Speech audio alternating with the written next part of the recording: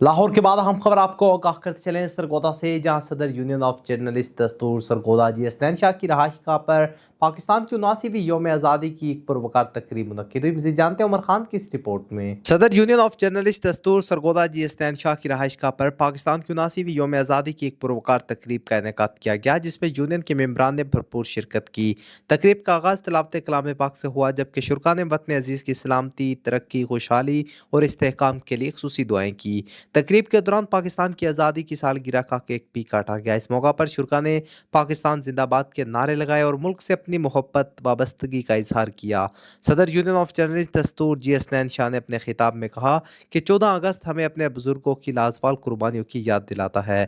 انہوں نے کہا کہ آزادی ایک عظیم نعمت ہے، جس کی قدر کرتے ہوئے ہمیں قومی اتحاد، بھائی چارے اور ترقی کے لیے اپنا مثبت کردار ادا کرنا چاہیے۔ تقریب کے اختتام پر ملک کی سلامتی، استحکام، قومی یکجہتی اور شہدائے وطن کے درجات کی بلندی کے لیے خصوصی دعا کی گئی۔